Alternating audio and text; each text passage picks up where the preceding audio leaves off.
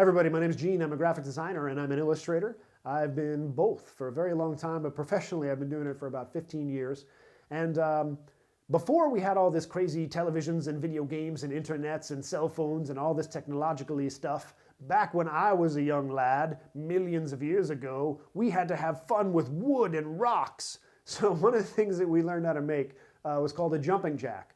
Now a jumping jack is basically a wood carving of a little boy or girl. Jack can be a girl's name, and you attach all of the pieces together usually with string, and then when you bounce them up and down, all the limbs go everywhere and it looks like he's doing jumping jacks. So I'm going to show you a way today how to use brass fasteners and just regular construction paper, and I'm going to show you a very simple version of a paper jumping jack. Let's get started.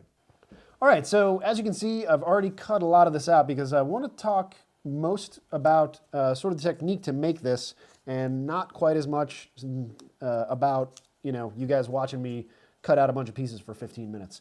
So as anybody who's watched my stuff before, you know that I'm a fan of recognizing simple shapes, and I did this really quickly. Now you can be as detailed as you want with it, but the jumping jack, before the days of the internet, we used to make toys out of wood, and the jumping jack was a toy that has a string coming out of the top, and it just looks like a little boy, and when you move him, all of his parts, all of his limbs move every which way.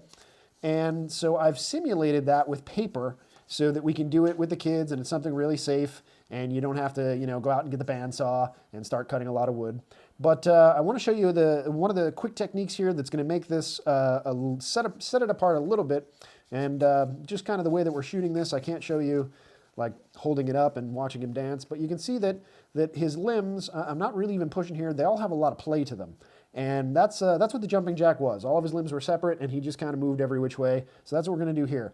Now, I'm using just regular construction paper and simple shapes. So I've got ovals, I've got a circle, I've got a couple of rectangles, rectangle for his shorts.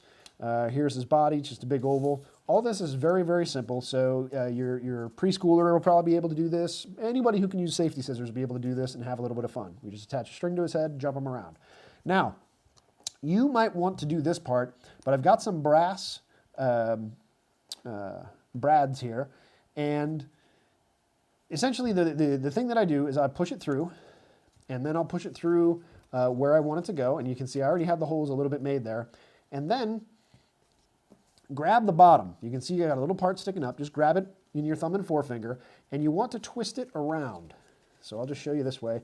Twist it around, because what that's going to do, if you just push it through, you're going to get a horizontal line, but if you twist it around, that hole is going to turn into a circle. But we're not done yet. If you just do it here, and I were to tack this down, this leg still doesn't have a whole lot of play yet. We want this to move on its own. So I'll pull the brass tack out, the brass fastener, and take a crayon. This is really simple. It's just construction paper. So take a crayon, and you can see that the crayon has a tapered point.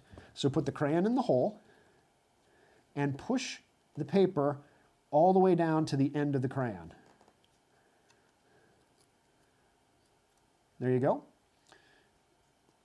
Pull it out, fold the last couple pieces over, and do the same thing in the other hole. And all this is doing basically is just making the hole wider so that your brass fastener has more room to move around when you want to actually play with the paper toy a little bit later.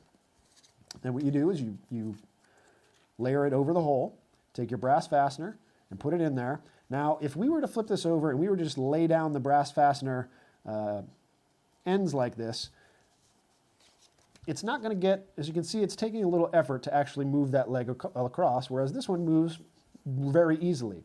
So what you want to do, I'm going to pull these back up real quick, take your safety scissors that you just used to cut out the paper and put the safety scissors around the brass fastener, and then when you push the ends down, they're going to have a little bit of space between the paper and the end. And as you can see now, well, you can already see that my jumping jack has lost its shape because everything moves so easily. And now you can see that's got a lot of play. So now if you attach it to a string, you can see he's going to move every which way, and you got a little jumping jack, and he does jumping jacks. There you go. So there you have it. If you can bring those kids away from the video games and the cell phones and the televisions long enough, you can show them how to make a cool, old-timey toy out of just some construction paper. So experiment, guys. Brass fasteners are awesome. You can use them for everything. Sometimes I even use them to close things like my car door. No, I probably don't do that. But, anyway, brass fasteners are a lot of fun, particularly with construction paper, because you can make things move. So experiment, get creative. Thanks for watching, guys. We'll see you next time.